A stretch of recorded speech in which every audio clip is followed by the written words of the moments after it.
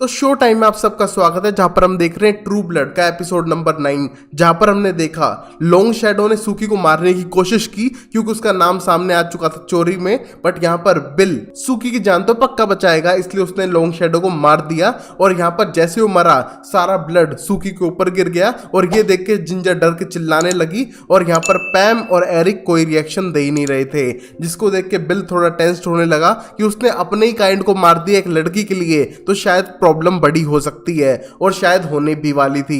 और उस मोमेंट पे एरिक बिल को अपने साथ लेके जाने लगता है कुछ ट्रू ब्लड पिलाने के लिए कि वो थोड़ा शांत हो जाए। और यहाँ पर सुकी अपने आप को क्लीन करने लगती है और थोड़ी डरी हुई थी पूरी सिचुएशन को देखने के बाद। और यहाँ पर पैम उसे रुकने के लिए कहती है और कपड़े चेंज करने के लिए कह रही थी, जिसको देख के सुकी को अच्छा नहीं लगता है क्योंकि वो यहाँ पर रुकने नहीं वाली है। बट तभी पैम साफ करती है कि अभी लड़के बात कर रहे हैं जो बिल और एरिक है, और वो डिसाइड करेंगे कि वो यहाँ से जा सकती है क्या नहीं, जिसे देख के सुकी को बिल्कुल भी अच्छा नहीं लगता है क्योंकि वो किसी की गुलाम नहीं है। और उस मोमेंट पे देख पाती है जिंजर को, जिसकी मेमोरी इरेज कर दी है फिर से, और ये सारे इवेंट्स को भूल चुकी है और फिर से नॉर्मली काम कर रही थी। और यहाँ पर एरिक बिल को वॉर्न करता है कि जो भी उसने किया है शायद सही नहीं है, उसे सबके सामने लॉन्ग शैडो को नहीं मारना था, और अगर उसने कोई गलती की थी तो वो उसे अकेले में पनिश करता, बट अगर वैम्पायर्स के सामने मार दिया है तो गड़बड़ बड़ी है। और उस मोमेंट पे वो चाहता है कि सुकी को यहीं पर रहने दिया जाए, जिसके लिए बिल बिल्कुल भी अलाउ नहीं करता है। और कहीं ना कहीं एरिक समझ चुका था कि वो उससे प्यार करता है और बिल कभी भी सुकी को अकेला नहीं छोड़ेगा। बट यहाँ पर नेक्स्ट मोमेंट पे बिल सीधा सुकी को घर लेके जाने लगता है और पता चलता है कि घर में कोई घुस के सुकी की बिल्ली को मार चुका है, जिसे देख के अब सुकी और ट्रॉमेटाइज हो चुकी है और अब उसे नींद नहीं आ रही है, अपनी ग्रैंडमा को याद करते हुए, अपनी बिल्ली को याद करते हुए, और जो भी इवेंट फैंटेशिया बार के अंदर हुए उन सबको याद करते हुए। बट यहाँ पर बिल प्रॉमिस करता है कि वो उसे कुछ नहीं होने देगा और हमेशा हर प्रॉब्लम से प्रोटेक्ट करके ही रहेगा, जिसे देख के सुकी थोड़ा शांत होती है। बट जो भी इवेंट उसके साथ हुए हैं वो बहुत ही ज्यादा खतरनाक थे। और वहीं रात को टेरा उस विच के पास रुकती है और जानना चाहती है कि उसकी मोम कैसे सही हो गई, क्योंकि वो इन चीजों पे यकीन नहीं करती थी। बट विच एक्सप्लेन करती है कि सब चीजें होती हैं और उसने उसकी मोम को ट्रीट किया है तो उससे भी ट्रीट कर सकती है। बट $800 चाहिए, जो लगभग 40-50 हज़ार रुपए थे, और ये सब उसके पास था नहीं। और वो बोलती है कि इतने पैसे क्यों, मेरी मोम के लिए तुमने आधे लिए हैं। बट तभी पता चलता है कि टेरा के अंदर जो डीमन है वो कुछ ज्यादा ही खतरनाक है और उसको ट्रीट करने के लिए उसे ज्यादा पैसे चाहिए। और अगर उसे यकीन नहीं होता इन बातों पे तो शीशे में देख के उल्टी गिनती 10 तक करे, और अगर वो कर सकती है तो पता चलेगा कि जो उसका शैतान है उसे कितना अकेला कर रहा है, उसे लोगों से लड़वाता है और उसके अंदर एक लोनलीनेस फीलिंग लाने लग रहा है। और उसको मिटाने के लिए उसे इस इलाज को करवाना ही पड़ेगा और $800 देने पड़ेंगे, जिसके लिए शायद टेरा तैयार नहीं थी क्योंकि उसके पास इतने पैसे है ही नहीं। और वहीं इस रात को जेसन और एमी ने पकड़ लाया था एडी को और उसकी हालत खराब कर रखी थी, जिसमें जेसन खुद डरा हुआ है कि वो सब नहीं करना चाहता था। बट यहाँ पर ये सब एमी के लिए पहली बार नहीं था, वो पहले भी शायद ऐसे किडनैप कर चुकी है।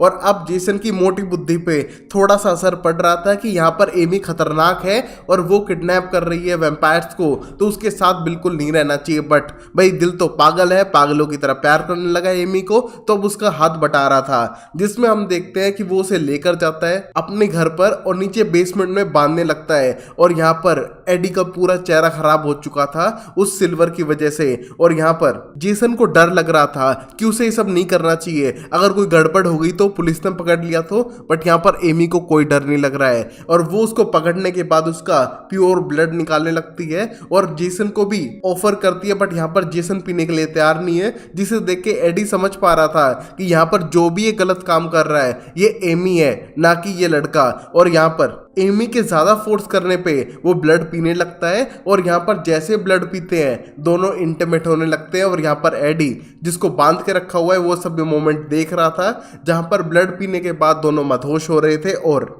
हम देख पाते हैं कि एडी यहाँ से भाग नहीं सकता है क्योंकि उसे सिल्वर से बांधा हुआ है। और इस मोमेंट पे दोनों इंटीमेट होने के बाद एक दूसरे के साथ टाइम स्पेंड कर रहे हैं, बाहर पिकनिक कर रहे हैं अगले दिन सुबह, और एक दूसरे के साथ ज्यादा टाइम एंजॉय कर पा रहे थे। बट तभी हम देख पाते हैं अंदर से चिल्लाने की आवाज आती है, जिसको देख के जेसन को लगता है कि हमें उसे खाना तो खिलाना ही चाहिए। बट यहाँ पर एमी को लगता है कि उसे परवाह नहीं है, वो मर भी जाए तो, बट हम उसे फीड नहीं करेंगे, वो एक वैम्पायर है। बट इस मोमेंट पर जेसन उसकी ये बात सुनने के लिए बिल्कुल तैयार तैयार नहीं था, बट एमी उसको फिर से मैनिपुलेट करती है कि वो उसे बहुत ज्यादा प्यार करती है और उसको उसका साथ देना चाहिए। और यहाँ पर उसको एग्जाम्पल देती है कि उसको अपनी लाइफ प्योरिटी से जीनी चाहिए, कोई भी प्रोसेस फूड नहीं खाना है, कोई और गड़बड़ नहीं करनी है। तो वो सब चेंजेस में उसकी हेल्प करेगी।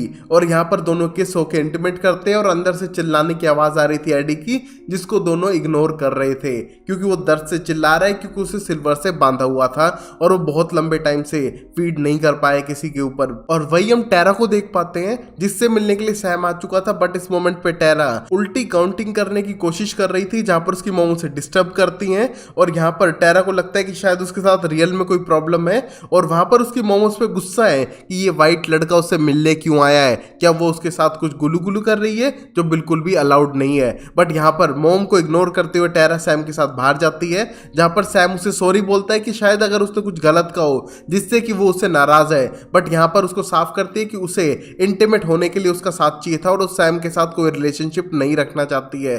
बट यहाँ पर सैम को लगता है कि वो उससे रिलेशनशिप चाहता है और यहाँ पर इन दोनों के बीच में बहस हो रही थी इस बारे में, जहां पर टेरा अपने आप को अकेला पाना चाहती है, उसे कोई भी नहीं चाहिए उसके आसपास जिससे कि वो किसी को हर्ट कर सके। और तभी एक्सप्लेन करती है कि किस तरह उसकी लाइफ मेस्ड अप हो चुकी है और शायद उसके अंदर एक डीमन है जिसका इलाज कराने के लिए उसे $800 चाहिए और उसके पास एक फूटी कौड़ी नहीं बची है अब, और उसकी प्रॉब्लम्स बहुत ज्यादा है जिसको सैम सॉल्व नहीं कर पाएगा। और यहाँ पर सैम को भगा देती है और घर जाते समय सैम वो बुके जमीन पर फेंक के मारता है और वापस अपने रेस्टोरेंट जाने के बाद देख पाता है कि अर्लीन प्लान कर रही थी अपनी शादी के और उसके पास कोई लोकेशन नहीं है जहां पर वो अपनी वेडिंग का वेन्यू रख सके। और यहाँ पर सैम के पास जाने के बाद ऐसे बिहेव करती है कि सैम को सुन नहीं रहा है, बट अपने वेडिंग वेन्यू को बताते हुए समझ पा रही थी कि सैम कहीं ना कहीं कुछ बोलेगा और वो उसके रेस्टोरेंट को बुक करेगी अपने वेडिंग वेन्यू के लिए। और यहाँ पर सैम मान चुका था, बट यहाँ पर अर्लीन के प्लान तो नेक्स्ट लेवल थे कि पूरी जगह पे वो पूरी प्लानिंग करवाएगा और यहाँ पर उसकी वेडिंग बहुत ही अमेजिंग और धमाकेदार होगी, जिसके लिए सैम इतना तैयार नहीं था, बट अब उसे हाँ कह ही चुका है तो करना पड़ेगा। और यहाँ पर एमी ये सारी बातें सुन पा रही थी और तभी सूकी भी अपनी शिफ्ट के लिए आ चुकी है, बट वो बहुत ज्यादा गुस्से में नजर आ रही है और एंडी को मिलने के बाद अपना गुस्सा जाहिर करती है कि किस तरह पुलिस डिपार्टमेंट कुछ नहीं कर पा रहा है। और कल रात को एक बंदा उसे मारने के लिए वहां पर आया था, बट उसको ना पाकर उसकी बिल्ली को ही मार के चला गया। और यहां पर उसने कोई पुलिस कंप्लेन इसलिए दर्ज नहीं कराई क्योंकि उसका कोई फायदा नहीं है, क्योंकि फिर भी एंडी यहां पर आने के बाद चीज बर्गर ही ठूसने वाला है जिसका कोई फायदा नहीं है। उसे कुछ करना चाहिए इस टाउन के लिए और उसकी जान बचाने के लिए, क्योंकि वो सीरियल किलर उसके पीछे पड़ा हुआ है। और यहाँ पर एंडी को लगता है कि उसे तो इसके बारे में कुछ भी नहीं पता है, बट तभी वहां पर एमी आके पूरी सिचुएशन को शांत करती है और लेकर जाती है सूकी को बाहर और उससे बात करने लगती है कि उसके साथ जो भी प्रॉब्लम है वो शेयर कर सकती है और यहाँ पर वो एक फैमिली की तरह है। और तभी सूकी को लगता है कि शायद एमी उसके भाई के लिए कुछ ज्यादा ही अच्छी है और उसके बारे में जानना चाहती है कि क्या उसकी पहले शादी हो चुकी है या फिर उसके साथ कोई और गड़बड़ तो नहीं है। बट तभी एमी साफ करती है कि उसके साथ कोई गड़बड़ नहीं है और उसका भाई उसे बहुत ज्यादा मिस करता है और उसकी ग्रैंडमा की डेथ के बाद जो भी पंगे हुए उन दोनों भाई बहन के बीच में उस सबको सोल्व करना चाहता है, जिसको देख के लगता है कि एमी और जैक्सन कुछ ज्यादा ही पास आ चुके हैं। और सूकी ये देख के थोड़ी टेंस्ड है क्योंकि वो अपने भाई को जानती है कि वो कितना बड़ा कुत्ता है और कोई गड़बड़ ना कर दे।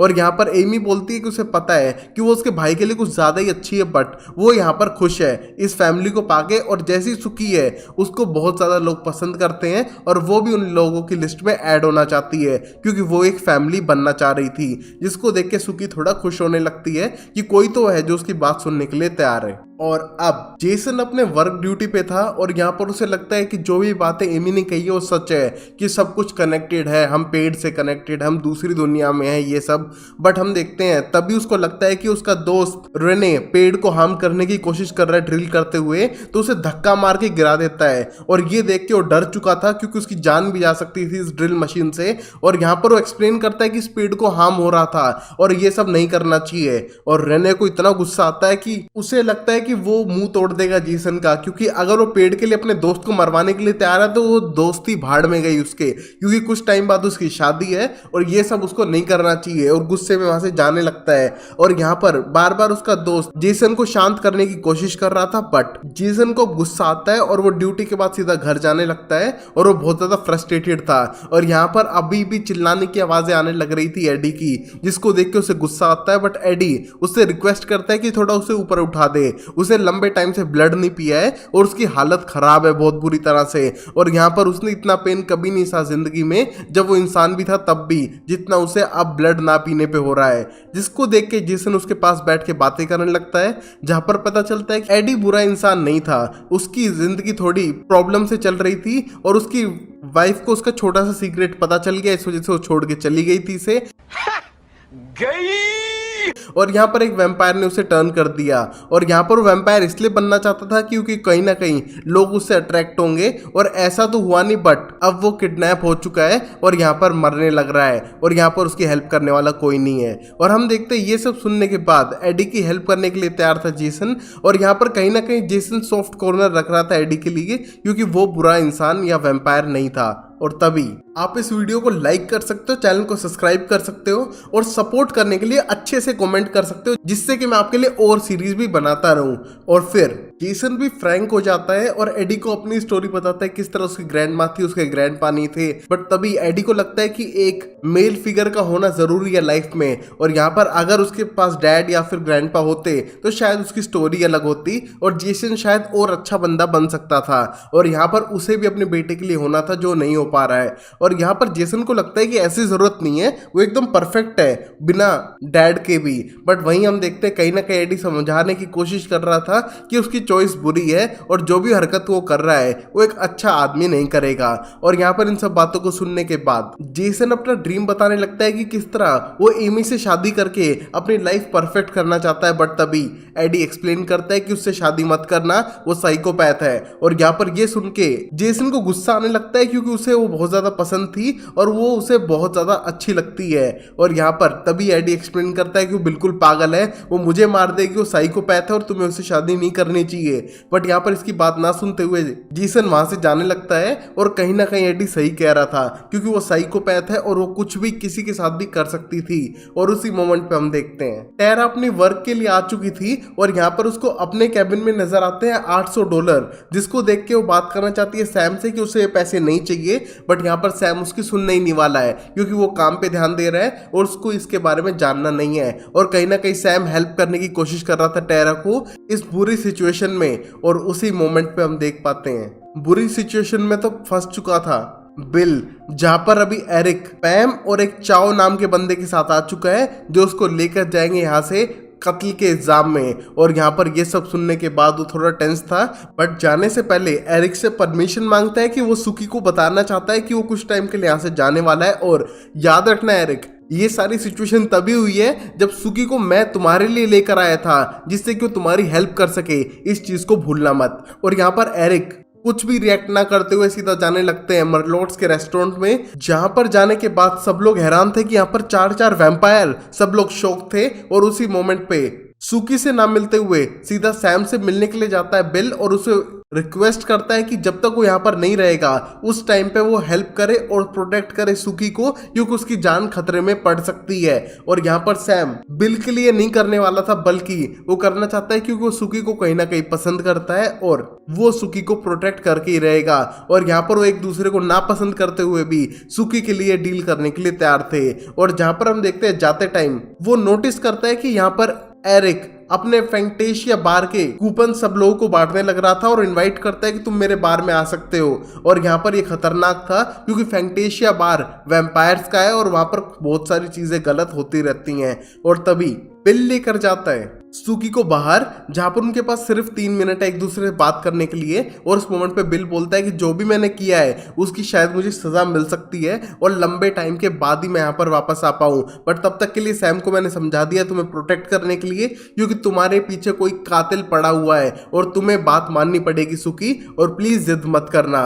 जहां पर सुकी किसी पे भी डिपेंड नहीं होना चाहती है और वो साथ जाना चाहती है बिल के, उसको प्रोटेक्ट करने के लिए और गवाही देने के लिए कि यहाँ पर उसने उसकी जान बचाने के लिए सब किया है। बट बिल एक्सप्लेन करता है कि वैम्पायर सुनने नहीं वाले हैं, और अगर तुमने किसी इंसान को मार दिया होता मुझे बचाने के लिए जो एक वैम्पायर है, तो भी तुम्हें कोर्ट में पेश होना पड़ता, उसी तरह उसे भी जाना पड़ेगा। और वो समझ सकता है सिचुएशन को, और दोनों इंटिमेट होने लगते हैं। और ये देखकर पैम सोचती है कि अगर वो इंसान होती तो शायद वो इमोशन दिखा सकती थी, बट उसे कोई फर्क नहीं पड़ता इनके किस करने पे भी। और यहाँ पर बिल को जबरदस्ती वहां से ले जाने लगते हैं, जिस मोमेंट पे सुकी बहुत ज्यादा इमोशनल हो रही थी। और यहाँ पर टेरा आ चुकी है उसको सिंपैथी देने के लिए और उसके साथ टाइम बिताने के लिए। और यहाँ पर जितनी भी इनकी पहले की लड़ाई थी वो उन दोनों को भूल चुके हैं और एक दूसरे के साथ टाइम स्पेंड करते हैं। और अंदर आने के बाद टेरा वापस देने लगती है पैसे को जो सैम के थे, बट यहाँ पर सैम लेने के लिए तैयार नहीं है और उसको मना लेता है कि उस पैसे से अपना इलाज कराए और जो भी उसके साथ गलत चीजें हो रही है उनको सही कर ले। और ये करते करते दोनों इंटीमेट होने लगते हैं और इस सीन को सुकी देख के समझ चुकी थी कि कहीं ना कहीं सैम मूव ऑन हो चुका है उससे टेरा के ऊपर। और यहाँ पर वो दोनों इंटीमेट होने लगते हैं और वो पैसे ले चुकी थी टेरा। और तभी सुकी को लगता है कि अब उसे टाइम वेस्ट नहीं करना चाहिए और उसे बिल के घर पे जाके रहना चाहिए, क्योंकि वहां पर शायद वो कातिल सोच भी नहीं सकता कि वहां पर होगी। और चुपचाप एमी को बताने के बाद ये सारी बातें वहां से निकल जाती है। और तभी सैम पूछने लगता है सुकी के बारे में कि उसे कहीं मत जाने देना क्योंकि वो उसके प्रोटेक्शन की खास जरूरत है। बट हम देखते हैं यहाँ पर अब तक सुकी जा चुकी थी और उसका पीछा करने लगता है सैम सीधा बिल के घर तक। बट तभी एंडी उसको रोक कर पूछने लगता है कि तुम तो कोई नंगू पुंगू कम्युनिटी में थे ही नहीं, तुमने झूठ क्यों बोला और मुझे तुमको लेके जाना पड़ेगा अपने साथ। और यहाँ पर सैम को लगता है कि अब तो मैं पकड़ा गया। बट तभी वो अंदर जाता है घर के और उसको लगता है कि रेस्टोरेंट में रुककर वो थोड़ी देर में बाहर आएगा। बट बाहर आता है कुत्ता जिसको एंडी रोकने की कोशिश करता है बट रोक नहीं पाता है और वो सीधा भागते हुए जाता है सुकी के पास में, जहां पर सुकी उसको देख के बहुत ज्यादा खुश है और उसे लगता है कि वो इतनी दूर आ ही चुका है तो वो उसे कल वापस रेस्टोरेंट में लेकर जाएगी और आज उसे उसी के साथ सोना पड़ेगा। और यहाँ पर डॉग को लेते हुए रूम में जाने लगती है और जैसे वो चेंज करने लगती है यहाँ पर डीन एक जेंटलमैन की तरह अपनी गर्दन मोड़ रहा था, जिसे देख के सुकी को बहुत अच्छा लगा और यहाँ पर उसे अपने बेड पे सुलाने लगती है। और अब हम देखते हैं कि सुकी को लगता है कि वो अपने आप को प्रोटेक्ट कर सकती है। और तभी उसी रात को हम देख पाते हैं जेसन को, जो ट्रू ब्लड लेके आ चुका था एडी के लिए, क्योंकि वो फिर भी फीलिंग्स रखता है और किसी को हार्म नहीं करना चाहता था एमी की तरह। और यहाँ पर उसे ट्रू ब्लड पिलाने लगता है, जिसको देख के एडी को लगता है कि यहाँ पर जेसन एक बुरा इंसान नहीं है बट कहीं ना कहीं एमी के साथ रहेगा तो बुरा बन सकता है। और अब अगले दिन हम देख पाते हैं सुकी को, जो उठने के बाद उसे लगता है कि कहीं ना कहीं उसके पैर के ऊपर डीन सोने की कोशिश कर रहा है और उसे जगाने के टाइम पे आंख खोल के देखती है कि वहां पर डीन के बदले सैम सोने लग रहा था नंगू पुंगू, जिसे देख के वो डर के चिल्लाती है और सैम भी डर जाता है। जहां पर सैम समझाता है कि वो यहाँ पर उसे प्रोटेक्ट करने के लिए आए। और तभी सुकी को लगता है कि वो तो एक किलर भी हो सकता है जो उसके पास आ चुका है उसे मारने के लिए। बट यहाँ पर सैम उसे समझाने की कोशिश करता है कि ऐसा बिल्कुल नहीं है, बट सुकी उसको मार के वहां से भागती है। बट हम देखते हैं सैम कुत्ता बन के उसके पास जाके उसे बताता है कि वो एक शिफ्टर है। और यहाँ पर वो कंफ्यूज थी कि पहले तो वैम्पायर्स और अब शिफ्टर क्या होते हैं। जहाँ पर सैम आराम से बैठाकर सुकी को बताने लगता है कि शिफ्टर किसी भी जानवर की शेप ले सकते हैं। नॉर्मली वो कुत्ते की लेता है बट बिल्ली बर्ड बनना उसके लिए आसान है, बट वो इंसान नहीं बन सकता है। और यहाँ पर सुकी जानना चाहती है कि क्या उसकी पूरी फैमिली में सब लोग ऐसे हैं, बट पता चलता है कि सैम तो अडॉप्टेड था तो उसके बारे में उसे ज्यादा कुछ नहीं पता है। और वो फुल मून के दिन शिफ्ट हो जाते हैं, बट वो वेयरवुल्फ नहीं है क्योंकि वेयरवुल्फ बहुत ज्यादा खतरनाक होते हैं। और यहाँ पर सुकी जान के और घबरा चुकी थी कि कितने सारे क्रीचर्स होते हैं जिसके बारे में उसे नहीं पता है और शायद उसकी ग्रैंडमा को किसी वेयरवुल्फ नहीं मारा हो।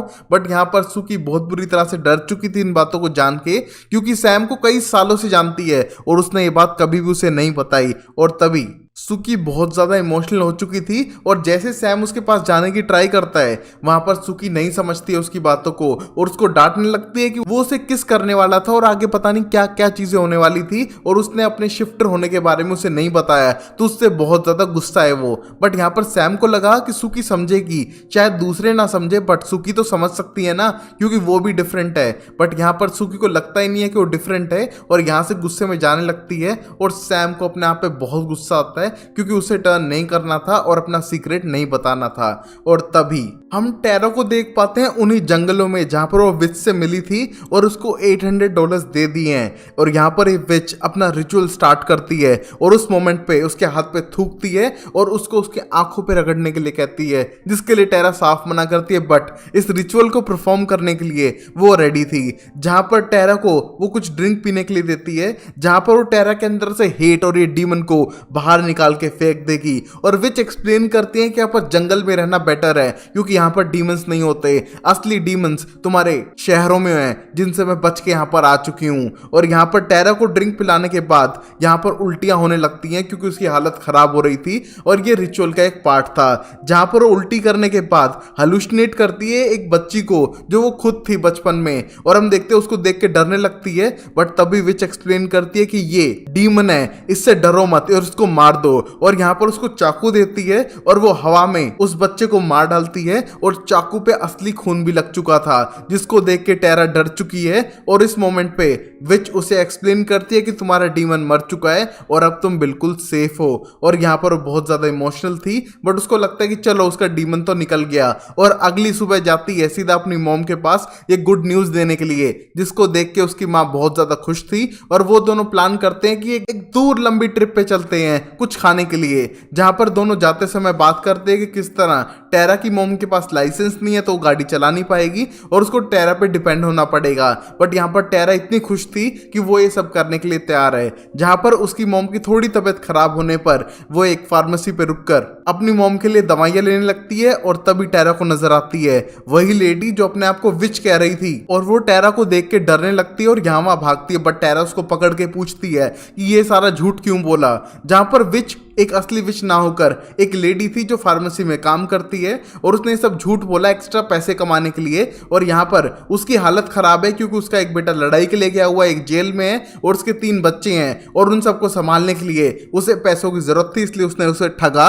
और अब वो इसमें कुछ नहीं कर सकती है। और जिसको देखे टेरा को बहुत गुस्सा आता है क्योंकि उसे लगा था कि वो सही हो सकती है और गुस्सा आने के बाद वहां से जाने लगती है। बट वो विच जो लेडी एक्सप्लेन करती है कि यहाँ पर बिलीफ में बहुत ज्यादा पावर है, तुम्हारी माँ को बिलीव हो चुका है कि वो सही हो चुकी है तो उसने दारू छोड़ दी है, तो प्लीज उसको मत बताना कि मेरी असलियत क्या है। जिसे देख के उसे गुस्सा तो बहुत आता है बट वो एक्सेप्ट करने के लिए तैयार थी क्योंकि उसको अपनी मॉम की तबीयत नॉर्मल रखनी है। और फिर भी गाइज मेरी उम्मीदें तो टूट चुकी हैं क्योंकि इस विच का जादू देख के मुझे लगा था कि मैं अपनी एक्स को इसके पास भेज दूं तो शायद वो सही हो सके, बट होना नामुमकिन है। और तभी हम देखते हैं अपनी मॉम के साथ जाने के बाद वो गुस्सा थी और सीधा टाउन की तरफ वापस जाने लगती है, जहां पर उसकी मॉम को समझ नहीं आ रहा है कि गुस्सा क्यों है। बट यहाँ पर टेरा ये बात किसी से शेयर नहीं कर सकती है। और वहीं हम देखते हैं एमी को एडी के साथ में, जहां पर वो एडी का वैम्पायर ब्लड कलेक्ट कर रही थी और वहां पर उससे थोड़ा गुस्सा थी और यहाँ पर उसको कोई वैल्यू नहीं दे रही है। और उस मोमेंट पे एडी एक्सप्लेन करता है कि जेसन एक अच्छा इंसान है और एमी नहीं। और यहाँ पर एमी को यह भी पता चल चुका था कि जेसन के साथ चुप चुप के एडी बात करता है, जहां पर वो उसके फ्यूचर के बारे में बात करते हैं कि कैसे जेसन को एमी बहुत ज्यादा पसंद है और वो उससे शादी भी करना चाहता है। बट एमी को ये बात पसंद नहीं थी कि वो ये सारी बातें इस एडी नाम के वैम्पायर से शेयर कर रहा है जो उसकी लाइफ में बिल्कुल भी कोई वैल्यू नहीं रखता है। और यहाँ पर उसको डांटते हुए उसका ब्लड निकालने की कोशिश करती है। बट तभी उसे मिलती है ट्रू ब्लड की बोतलें जो यहाँ पर जेसन उसे फीड करने लग रहा था। और यहाँ पर एमी को बिल्कुल पसंद नहीं है कि ये वैम्पायर को फीड करे, वो चाहती है वैम्पायर उनके काम आए और फिर मर जाए। बट यहाँ पर एक्सप्लेन करता है एडी कि उसने कुछ गलत नहीं किया है, मैं मर रहा था, मैं तड़प रहा था और सिर्फ जेसन ने मेरी हेल्प की है। और यहाँ पर अगर तुमने मुझे मार दिया तो जेसन शायद तुम्हें कभी माफ नहीं करेगा और तुम चाहो तो मैं उसको नहीं बताऊंगा। बट तभी हम देखते हैं एमी को बिल्कुल पसंद नहीं आई थी ये बात कि उन दो निब्बा निब्बी के बीच में ये वैम्पायर प्रॉब्लम क्रिएट कर रहा है और ऊपर से जेसन को उससे कोई बात छुपानी नहीं चाहिए, उनके रिलेशनशिप के लिए बुरा हो सकता है। और यहाँ पर एमी हर साइकोपैथ गर्लफ्रेंड की तरह बदला लेने की सोचती है। बट तभी वो जाके मिलती है थोड़ी देर में जेसन से। बट वो तभी जेसन के पास जाकर उससे अच्छे से बिहेव करती है और उससे पूछती है कि जो भी हम करने लग रहे हैं एडी के साथ वो सब रॉन्ग है, हमें उसके साथ ऐसा नहीं करना चाहिए। और यहाँ पर जेसन तो स्टार्टिंग से ऐसा चाहता था, जहां पर एमी उसको मैनिपुलेट करते हुए एक्सप्लेन करती है कि अगर हम एडी से प्यार करें, वैसे तुम तो करते ही हो, और अगर मैं भी करने लगूं तो हम तीनों अच्छे दोस्त बन सकते हैं, वो हमारे काम आ सकता है। और अगर उसे स्टॉकहोम सिंड्रोम हो गया और वो बंदा उसी के साथ हमेशा रहने लग जाए और वैसा अगर हो जाए तो हम बहुत ज़्यादा यूज़ कर सकते हैं एडी को पैसे कमाने के लिए, दुनिया घूमने के लिए और सब कुछ करने के लिए। और यहाँ पर छोटी बुद्धि वाला जेसन इस बात को एक्सेप्ट भी कर लेता है कि यहाँ पर एमी एडी को पसंद करने लगी है और इससे खुश होते हुए जाने लगता है। बट यहाँ पर एमी के प्लान कुछ हो रही थे,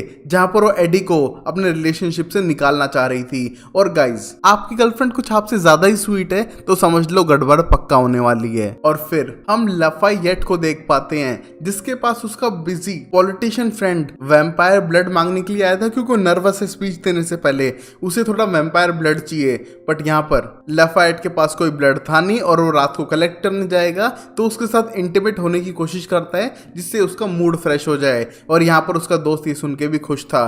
और वहीं हम देखते हैं मर्लॉट रेस्टोरेंट में सैम अर्लीन की वेडिंग प्लानिंग करने लग रहा था। और यहाँ पर सैम सुकी की हेल्प लेना चाहता है, बट सुकी बोलती है कि बहुत ज्यादा बिजी है। और यहाँ पर उसे इग्नोर करने के लिए वो बात करने लगती है टेरी से और एक्सप्लेन करती है कि वो उस पर ट्रस्ट कर सकती है, बाकी सब की तरह नहीं जिनके अजीब अजीब सीक्रेट्स होते हैं। और यहाँ पर टेरी एक्सप्लेन करता है कि उसके बहुत सारे सीक्रेट हैं और अगर उन्हें जानेगी तो सुकी उसकी दोस्त रहेगी नहीं। और कहीं ना कहीं वो बात कर रहा था कि वो ईरान वॉर में रह चुका है और उसने कई सारी अजीब और खतरनाक चीजें देखी हैं। और यहाँ पर सुकी जाने लगती है कि वो कहीं ना कहीं सैम को इग्नोर कर रही थी। और तभी वहां पर अर्लीन आके सैम को रोकती है काम करने से। पहले तो उसको थैंक यू बोलती है कि सब अरेंज कर रहा है, बट उसके लिए ये सब चीजें फिर से होनी चाहिए क्योंकि परफेक्ट कलर कोऑर्डिनेशन में नहीं है। जिसको देख के सैम को गुस्सा तो बहुत आता है क्योंकि वो फ्री में सब करने लग रहा था, बट अर्लीन का दिन ना बिगाड़ते हुए वो फिर से करने के लिए तैयार था। जहां पर उसकी मदद टेरी करने लग रहा था और पता चलता है कि टेरी की फैमिली बहुत पुरानी है और ये पुरानी डिजाइन इन सब के बारे में जानता है क्योंकि उसकी भी बहन ये सब चीजें पसंद करती है। और इन सब को याद करते हुए सैम को अपनी फैमिली याद आने लगती है, जहां पर वो एक टाइम पे डरने के बाद एक डॉग में बदल गया था और उसकी फैमिली ये सब देखकर डर चुकी थी और उन सब चीजों को याद करने लगता है और वापस काम पर लग जाता है। जहां पर हम देखते हैं रात को पार्टी शुरू हो चुकी थी और सब लोग एक्साइटमेंट में नाच गा रहे थे उसी मर्लॉट्स रेस्टोरेंट में। और यहाँ सुकी अकेले बैठ के एंजॉय कर रही थी, जहां पर टेरी उसके पास आने की ट्राई भी करता है, बट हम देखते हैं यहाँ पर सुकी बिल को बहुत ज्यादा मिस कर रही थी। और ये देख के टेरी वहां से जाने लगता है क्योंकि मरे लोगों की बात तो बिल्कुल नहीं करना चाहता है क्योंकि उसके पर्सनल ट्रॉमा ही ऐसे हैं। और यहाँ पर सुकी अकेले बैठ के फिर से एंजॉय करने लगती है पूरी पार्टी को, बट उसे इन्वॉल्व होने में कोई मजा नहीं आ रहा है इस मोमेंट पर। और तभी जेसन उसी पार्टी में जाने के लिए तैयार होता है और जाने से पहले एडी को फीड करने लगता है ट्रू ब्लड और एक्सप्लेन करता है कि देखो अब एमी ने भी अलाउ कर दिया है तो छुप के ब्लड पिलाने की जरूरत ही नहीं है और एमी बहुत ही अच्छी है, तुम समझ नहीं रहे हो एडी। बट हम देखते हैं एडी एक्सप्लेन करता है कि क्या उसने तुम्हें बताया कि तुम मुझे छुप छुप के ब्लड पिलाते थे? उसको पता है, उसने सब कुछ चेक कर लिया है और वो तुम्हारे साथ गेम खेल रही है और वो एक साइकोपैथ है।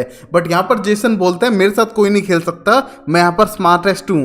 बट हम देखते हैं एडी को पता था ऐसा कुछ भी नहीं है और वो लड़की इसका बेवकूफ बना रही है हमेशा की तरह। बट हम देखते हैं जेसन ये मानने के लिए तैयार नहीं है। और यहाँ पर जब एमी आती है दोनों चुप हो चुके थे और एमी एक्सप्लेन करते हैं कि यहाँ पर एडी उनकी फैमिली का पार्ट है और यहाँ पर वो टीवी लगा देगी उसके लिए, अगली बार वो जाएंगे तब। और यहाँ पर दोनों जाने लगते हैं उसी पार्टी में।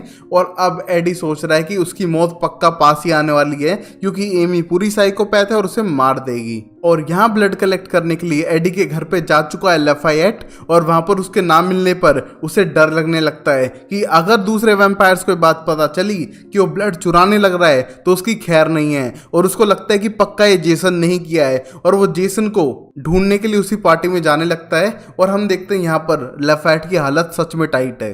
और वहीं हम देखते हैं पार्टी के अंदर सुकी अकेली बैठी थी और इस टाइम पे अर्लीन ये देख के समझ पा रही थी कि सुकी अलोन फील कर रही है तो रेने को भेजती है उसके साथ डांस करने के लिए, जहां पर रेने एक्सप्लेन करता है कि वो बिल को देख के खुश है, उसे कोई प्रॉब्लम नहीं है, बट वो प्रेफर करता है कि सुकी ज्यादा डिजर्व करती है अपने लाइफ में और वो किसी अच्छे इंसान को डेट कर ले। बट यहाँ पर सुकी को बात अच्छी नहीं लग रही थी और यहाँ पर सैम सुकी के पास आके डांस करने लगता है उसके साथ और उसे बताता है कि जो भी उसने किया उसके लिए वो सॉरी है, उसे माफ कर दे।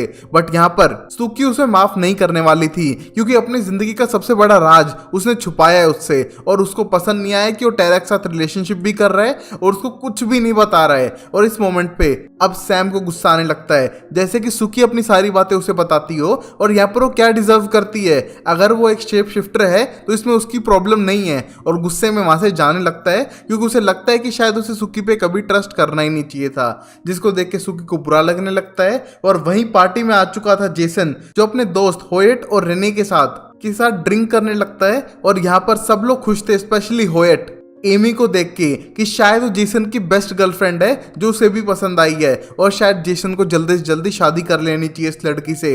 बट यहाँ पर जेसन को डाउट था कि उसे अभी शादी करनी चाहिए या रुक के, बट रेने को लगता है कि जल्द से जल्द शादी कर ले तो बेटर है क्योंकि एमी जैसी लड़की उसे आगे नहीं मिलेगी। और यहाँ पर ये देख के तीनों दोस्त खुश होने लग रहे थे और तभी होएट की मोम आके उसे डांटने लगती है कि इतनी ड्रिंक मत करो। बट यहाँ पर होएट शराबी की एक्टिंग करते हुए अपनी माँ को धमकाता है कि वो और पीने वाला है, 3 नहीं 7 बोतलें पिएगा और यहाँ पर वो फुल ड्रंक होके यहीं पर पड़ जाएगा बट तुम्हारी बात नहीं सुनेगा। जिसको देख के होएट की मॉम को गुस्सा तो बहुत आता है बट वो कुछ कर नहीं पाती है। और यहाँ पता चलता है कि होएट की जिंदगी पूरी तरह से उसकी मॉम ने अपने कब्जे में करके रखी हुई है, ममाज बॉय बना के रखा हुआ है उसे, और जो होएट को बिल्कुल भी पसंद नहीं है। और वही हम देखते हैं अर्लीन, एमी और सुकी बैठ के बात करते हैं जहाँ पर अर्लीन बहुत ज्यादा खुश थी। रेने उसके बच्चों को अच्छे से बिहेव करता है और बाकी सब चीजें धीरे धीरे सही हो जाएंगी उसके साथ। और यहाँ पर एमी भी जेसन की तारीफ करती है कि वो कितना अच्छा है और वो बिल्कुल सिंपल है और जो भी मन में होता है साफ कह देता है।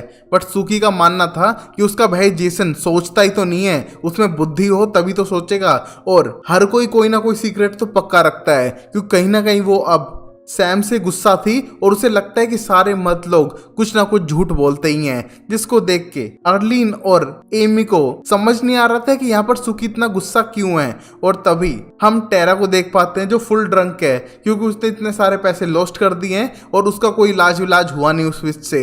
उसके बाद वो बहुत ज्यादा ड्रंक है जिसकी हालत देखकर सुकी उसको कंट्रोल करने के लिए कहती है, जहां पर टेरा सुकी से मिसबिहेव करती है कि यहाँ पर वो डेट कर रही है सैम को तो उसकी प्रॉब्लम नहीं होनी चाहिए और उसका बॉयफ्रेंड ब्लड पीने वाला है, उससे तो बेटर ही है ना सैम। और यहाँ पर सुकी कहीं ना कहीं उसको हिंट देना चाहती थी कि सैम एक शेप शिफ्टर है बट यहाँ पर वो बता नहीं पाती है। और उसी मोमेंट पे हम देखते हैं सैम के पास तो डिटेक्टिव एंडी आ चुका है जो उससे पूछने लगता है कि तुम्हारा पास्ट क्या है, ना तुम्हारे कोई रिकॉर्ड है और इस टाउन में आने से पहले तुम कहाँ थे। जहां पर सैम एक्सप्लेन करता है कि वो अडॉप्टेड है और उसका किसी भी मर्डर से कोई लेना देना नहीं है जिसके बारे में एंडी सोच रहा है। बट एंडी को तो लगता है कि यही कातिल है क्योंकि पहले भाग चुका था, इसका कोई रिकॉर्ड नहीं है। बट यहाँ पर सैम विजन करने लगता है अपने अडॉप्टेड पेरेंट्स के घर को, जहां पर उस रात के बाद जब वो जानवर में बदल गया था वो घर छोड़ के जा चुके थे सिवाय सैम के रूम को।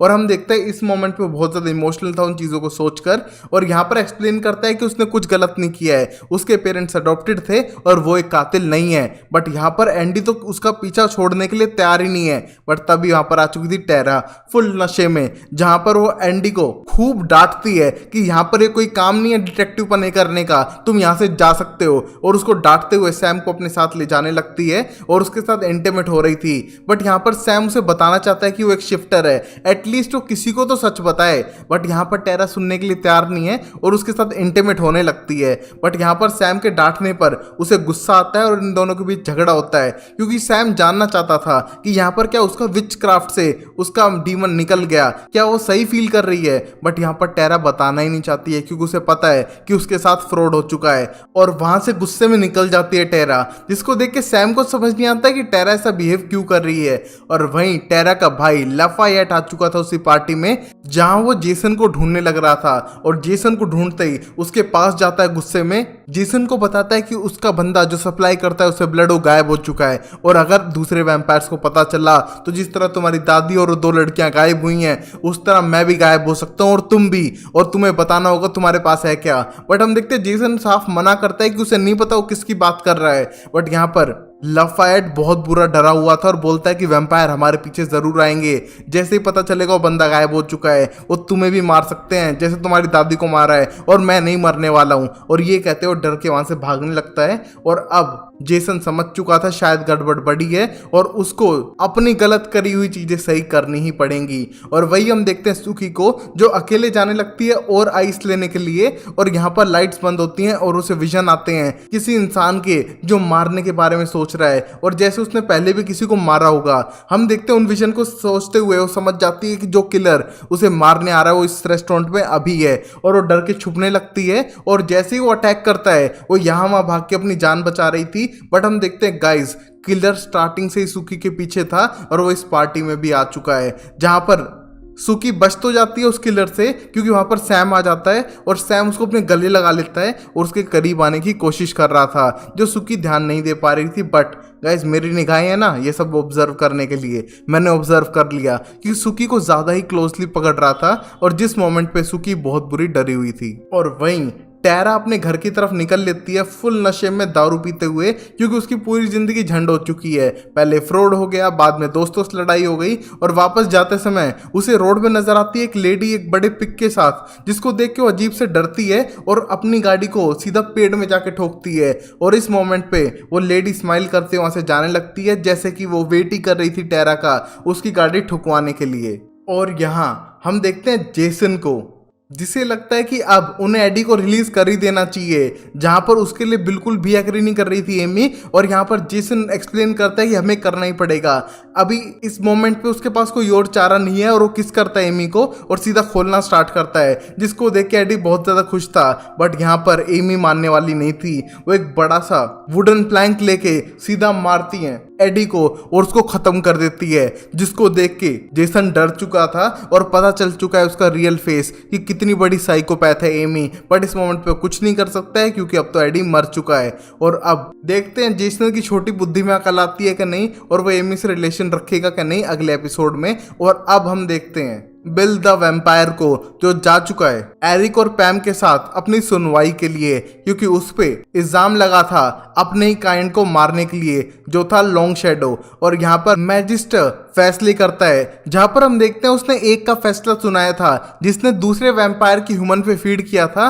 कि उसके दोनों दांत निकाल दिए जाएं और यहाँ पर 3 महीने तक उसे भूखा मारा जाए। जहां पर गाइस वैम्पायर्स में लोग बहुत फेमस है कि अगर एक वैम्पायर एक इंसान को चुन लेता है उस पर फीड करने के लिए, तो वो सिर्फ उसी का है, कोई दूसरा वैम्पायर उस पर फीड नहीं कर सकता है। और अगर वो करेगा तो उसको पनिशमेंट मिलेगी। और यहाँ पर अगला केस था बिल का, जहां पर उसने लॉन्ग शैडो को मार दिया था एक इंसान को बचाने के लिए, जिसको सुन के सब लोग बहुत ज्यादा गुस्सा थे। और यहाँ पर मैजिस्ट्रेट पूछने लगता है कि ऐसा क्यों हुआ, तुमने ऐसी जरूरत कैसे सोची अपने काइंड को खत्म करने के लिए। जहां पर बिल एक्सप्लेन करता है कि उस लड़की को एरिक ने बुलाया था और वो लड़की मेरे से बिलोंग करती थी और लॉन्ग शैडो एरिक के बिजनेस को हार्म करने लग रहा था। और यहाँ पर लड़की को सिर्फ हेल्प के लिए बुलाया था और अगर उस पर पूरा फीड करता तो उसे खत्म कर सकता था, जो बिल्कुल गलत था। और हम देखते हैं यहाँ पर मैजिस्टर ह्यूमंस को कुछ नहीं समझते हैं, उनके लिए इंसान का मरना कोई बड़ी बात नहीं है। बट अगर वो बिजनेस में लॉस करा रहा था तो गलत है, बट जो बिल ने किया है वो भी सही नहीं है, उसे पनिशमेंट मिलेगी। 5 साल तक सिल्वर चेन में बांधकर उसे पटक दिया जाएगा जब तक उसकी खुद की खाल ना उधेड़ने लग जाए। और यहाँ पर बिल इस पनिशमेंट को सुन के डरने लगता है कि तब तक सुकी की रक्षा कौन करेगा उस सीरियल किलर से। बट यहाँ पर अब वो कुछ नहीं कर पा रहा था। बट यहाँ पर मैजिस्ट्रेट को पता चलता है कि किस तरह बिल इंसानों पे बहुत ज्यादा दया रहम दिखाता है, जो बिल्कुल भी सही नहीं है। उसको सबक सिखाने के लिए एक दूसरी सजा रखी थी, अगर उसे 5 साल चेन में बंध के नहीं रहना है तो वो थी एक इंसान को वैम्पायर में टर्न करना, जो बिल ने अब तक नहीं किया था। जिसके लिए पहले तो बिल मना करता है, बट वहां पर उस लड़की को लाया गया था और यहाँ पर लड़की डरी हुई थी और बहुत बुरी घबराई थी, क्योंकि उसे किडनैप करके यहाँ लाया गया है, जो बहुत ही भोली भाली सी लड़की है। बट यहाँ पर बिल के पास कोई ऑप्शन नहीं था, पहले तो साफ मना करता है और 5 साल वाली सजा को एक्सेप्ट करता है, बट थोड़ी देर में समझता है कि उसे इस लड़की को वैम्पायर में कन्वर्ट करना ही पड़ेगा और उसके ऊपर फीड करने लगता है, जहां पर लड़की चिल्लाती है डर से और उसका पूरा ब्लड पीने की कोशिश कर रहा था बिल। और यहीं पर एपिसोड खत्म होता है, जहां पर शायद बिल एक और नया वैम्पायर बना लाएगा अपने साथ, जैसे एरिक के पास पैम है। और आगे देखते हैं होता है क्या, कि ये सीरियल किलर है कौन, क्या सैमी सीरियल किलर है, जानते हैं अगले एपिसोड में। और ये लेडी कौन थी जो पिक के साथ रास्ते में खड़ी थी, ये सब देखते हैं अगले एपिसोड में। और गाइस अगर आप लाइक करोगे तो मैं सीजन 2 भी लाऊंगा, तब तक के लिए वीडियो को लाइक करो, चैनल को सब्सक्राइब करो, देखते रहो शो टाइम अमेजिंग सीरीज के लिए। तब तक के लिए take care, bye bye, sayonara and Tata.